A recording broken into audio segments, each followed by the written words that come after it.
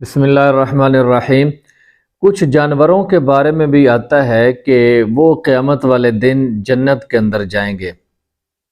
یعنی جس وقت اللہ پاک انسانوں کو قبروں سے اٹھائے گا، محشر کے میدان میں کھڑا کرے گا، ان کا حشر ہوگا، تو اس وقت اللہ تعالیٰ ان جانوروں کو بھی زندہ کرے گا،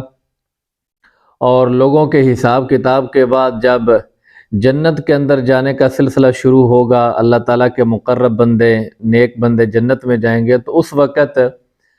وہ جانور بھی جنت میں جائیں گے۔ لیکن اس کا یہ مطلب نہیں کہ وہ جانور جنت کے مالک ہوں گے جس طرح انسان ہوتے ہیں، ظاہر ہے اس کے لیے تو عقل و شعور کی ضرورت ہے۔ ان کے جنت میں جانے کا مطلب یہ ہوگا کہ اللہ تعالیٰ اعزازاً ان کو جنت کے اندر جنتیوں کی سواری کے طور پر ان کو جنت کے اندر بھیجے گا کہ یہ جانور جنت کے اندر جائیں گے تو جنتی ان کے اوپر سواریاں کریں گے۔ باقی جانوروں سے علیحدہ اللہ تعالیٰ ان جانوروں کو اعزاز بخشے گا۔ تو یہ 10 جانور ہیں جن کے بارے میں علماء کا کہنا یہ ہے کہ یہ جنت کے اندر جائیں گے۔ فتاوی محمودیہ کے اندر تو یہ بھی ہے کہ ان جانوروں کا حشر بھی ہوگا۔ تو واللہ عالم، ان جانوروں میں سب سے پہلا جانور ہے نبی پاک صلی اللہ علیہ وسلم کی اونٹنی، ناقہ تو محمد صلی اللہ علیہ وسلم،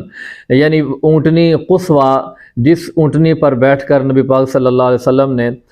حجۃ الوداع کا مبارک سفر فرمایا تھا، یہ اونٹنی جنت میں جائے گی۔ اور دوسرے نمبر پر حضرت صالح علیہ السلام والی اونٹنی، جو قوم کے مطالبے کے طور پر اللہ تعالیٰ نے معجزاتی طور پر پہاڑ کے اندر سے نکالی تھی، یعنی قوم نے مطالبہ کیا تھا کہ صالح اگر ہمارے دیکھتے دیکھتے اس پہاڑ کے اندر سے گابن اونٹنی نکل آئے تو ہم آپ پر ایمان لے آئیں گے۔ تو صالح علیہ السلام نے اللہ پاک سے دعا کی تو اللہ پاک نے اسی وقت لوگوں کی آنکھوں کے سامنے وہ پہاڑ کو جنبش ہوئی، پہاڑ ہلا تو اس کے اندر سے حاملہ اونٹنی نکلی، تو جس کو پھر ان ظالم قوم نے قتل کر دیا تھا، مار دیا تھا۔ تو یہ حضرت صالح علیہ السلام کی اونٹنی بھی جنت میں جائے گی۔ تیسرے نمبر پر حضرت ابراہیم علیہ السلام کا بچھڑا، کہ جب مہمان ابراہیم علیہ السلام کے پاس آئے تو آپ کو پتہ نہیں تھا کہ یہ فرشتے ہیں، کھاتے نہیں ہیں، تو ابراہیم علیہ السلام نے ان کو انسان سمجھا اور جلدی میں جا کر گھر سے ایک بچھڑا بھونا ہوا لے کر آ گئے، تو وہ جو بچھڑا ہے وہ بھی جنت میں جائے گا۔ اور نمبر 4 حضرت اسماعیل علیہ السلام والا مینڈا، کہ جو حضرت اسماعیل علیہ السلام کی قربانی کے بدلے میں جنت سے آیا تھا، وہ مینڈا بھی جنت میں جائے گا۔ اور نمبر 5 حضرت موسیٰ علیہ السلام والے گائے، یعنی موسیٰ علیہ السلام کے زمانے میں وہ جو ایک گائے ذبح کی گئی تھی، جس کا پورا ایک واقعہ جو ہے وہ سورہ بقرہ کے اندر ہے، بلکہ سورت کا نام بقرہ رکھا ہی اس گائے کے نام پر گیا ہے، تو وہ گائے بھی جنت میں جائے گی۔ اسی طرح حضرت یونس علیہ السلام جس مچھلی کے پیٹ کے اندر 40 دن رہے، اللہ تعالیٰ نے امتحان کے طور پر حضرت یونس علیہ السلام کو مچھلی کے پیٹ کے اندر رکھا، جس کا واقعہ قرآن مجید کے اندر مذکور ہے، وہ جو مچھلی ہے وہ بھی جنت میں جائے گی۔ اور 7ویں نمبر پر حضرت عزیر علیہ السلام والا گدھا، جس کے اوپر حضرت عزیر علیہ السلام سفر کر رہے تھے اور راستے میں ایک بستی نظر آئی جو کھنڈرات بنی ہوئی تھی، اس کا واقعہ بھی تیسرے پارے کے اندر موجود ہے۔